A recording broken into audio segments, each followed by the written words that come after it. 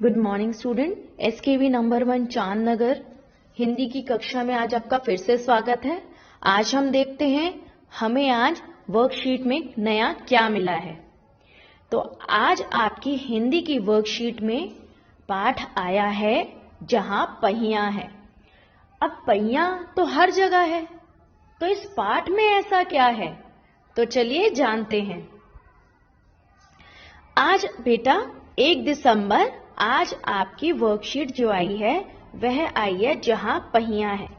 तो पढ़ें जरा। पुडुकोट्टई तमिलनाडु में है ये। साइकिल चलाना एक सामाजिक आंदोलन है। कुछ अजीब सी बात है ना, लेकिन चौंकाने वाली बात नहीं है। पुडुकोट्टई जिले की हजारों नवसाक्षर ग्रामीण महिलाओं के लिए यह अब आम बात है। अपने पिछड़ेपन पर लात मारने, अपना विरोध व्यक्त करने और उन जंजीरों को तोड़ने का जिनमें वे जकड़े हुए हैं कोई ना कोई तरीका लोग निकाल ही लेते हैं। कभी कभी ये तरीके अजीबोगरीब होते हैं। अब देखते हैं बेटा क्या उन्होंने ऐसा किया। भारत में सर्वाधिक गरीब जिलों में से एक है पुडुकोट्टई। ये कौन सा है? तमिलनाडु में है, लेकिन भारत के सर्वाधिक गरीब जिलों में से है। पिछले दिनों यहाँ की ग्रामीण महिलाओं ने अपनी स्वाधीनता, आजादी और गतिशीलता को अभिव्यक्त करने के लिए प्रतीक के रूप में साइकिल को चुना। उनमें से अधिकांश नवसाक्षर थी।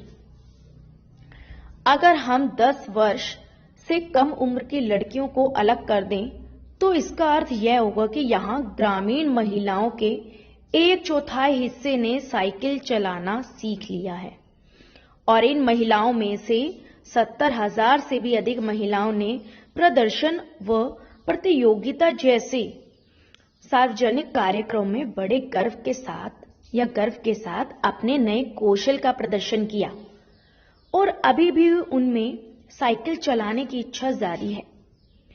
वहां इसके लिए कई प्रशिक्षण शिविर चल रहे हैं। ग्रामीण पुडुकोट्टई के मुख्य इलाकों में अत्यंत रूढ़िवादी पृष्ठभूमि से आई युवा मुस्लिम लड़कियां सड़कों से अपनी साइकिल पर जाती हुई दिखाई देती हैं। जमील बीबी नामक एक युवती ने जिसने साइकिल चलाना शुरू किया, मुझसे कहा, यह मेरा अधिकार है। अब हम कहीं भी जा सकते हैं। अब हमें बस का इंतजार नहीं करना पड़ता। मुझे पता है कि जब मैंने साइकिल चलाना शुरू किया तो लोगों ने फब्तियां कसते थे, लेकिन मैंने उस पर कोई ध्यान नहीं दिया। तो थोड़ा सा शब्दार्थ देखते हैं, फिर हम दोबारा से कुछ पढ़ेंगे। सर्वाधिक मतलब सबसे ज्यादा, नवसाक्षर मतलब नए पढ़े लिखे, रूढ़िवादी मतलब पुरानी सोच वाली, अधिकार मतलब हक, फब्तियां मतलब चुभने वाली बात को कहना, और अभिव्यक्ति मतलब होता है, अभिव्यक्ति का अर्थ है कि अपनी बातों को किस तरह से बताना। तो यहां पर जब आपने देखा तो यहां पे देखिए तमिलनाडु का एक तो ये बहुत ही गरीब सा जिला है पुडुकोट्टई नामक का। यहां पर क्या था, साइकिल आंदोलन शुरू हुआ क्योंकि महिलाओं को बहुत समय तक इंतजार करना पड़ता था बस का, या वह पुरुषों पर निर्भर रहती थी। उससे आजादी पाने के लिए यहाँ पर साइकिल आंदोलन शुरू हुआ, जिसे हर वर्ग की महिलाओं ने जिसमें भाग लिया। इसके लिए देखिए बीच में आपको बताया भी गया है कि 70,000 से भी अधिक महिलाओं ने प्रदर्शन एवं प्रतियोगिता जैसे सार्वजनिक कार्यों में भी बढ़ चढ़कर भाग लिया। यहाँ पर कई तरह के प्रशिक्षण शिविर भी चल रहे थे जहां पे लड़कियों को साइकिल चलाना सिखाया जाता था। तो चलिए बेटा हम आगे बढ़ते हैं, देखते हैं हमें इस पे आधारित कौन से प्रश्न करने हैं।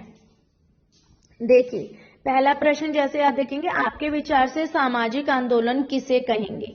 सामाजिक आंदोलन क्या होता है बेटा, जिसमें समाज का एक वर्ग या एक हिस्सा समूह बढ़ चढ़कर भाग लेता है किसी भी चीज को बदलने के लिए या एक नई क्रांति के लिए, उसको हम सामाजिक आंदोलन कहते हैं। ठीक है। दूसरा क्या है प्रश्न, उन जंजीरों को तोड़ने का जिनमें वे जकड़े हुए हैं कोई ना कोई तरीका लोग निकाल ही लेते हैं। आपके विचार से लेखक जंजीरों द्वारा किन समस्याओं की ओर इशारा करता है? बेटा जंजीरें क्या होती हैं? हमारी पुरानी सोच, रूढ़िवादी सोच या भेदभाव वाली सोच, उसको यहाँ जंजीरें बोला गया है। जैसे कि इसमें किया ना कि महिलाओं को कहीं आजादी नहीं थी, लेकिन जब उन्होंने साइकिल चलाना शुरू किया तो लोगों ने तरह तरह की बातें उनके बारे में की, लेकिन फिर भी उन्होंने साइकिल चलाना नहीं छोड़ा। तो यहाँ पर उन्होंने उनकी रूढ़िवादी सोच को खंडित कर दिया, तोड़ दिया कि पुरुष ही साइकिल चला सकते हैं और महिलाएं नहीं। उन्होंने साइकिल चला के बता दिया कि महिला और पुरुष दोनों ही समान हैं। तो यहाँ जंजीरों का मतलब बेसिकली क्या होगा? रूढ़िवादी या पुरानी सोच, भेदभाव वाली सोच। पुडुकोट्टई स्थान का वर्णन पाठ में क्यों किया गया? क्योंकि पुडुकोट्टई भारत के सबसे सर्वाधिक गरीब जिला है एक, जिसमें बताया गया कि वहां पिछड़ा वर्ग रहता है और उन्होंने भी अपने आत्मसम्मान के आगे बढ़े हैं। उन्होंने भी अपने जीवन में क्रांति को अपनाया या नई चीजों को उन्होंने भी अपनाया। साइकिल चलाने से जमील बीबी और पुडुकोट्टई की महिलाओं को आजादी का अनुभव क्यों होता था?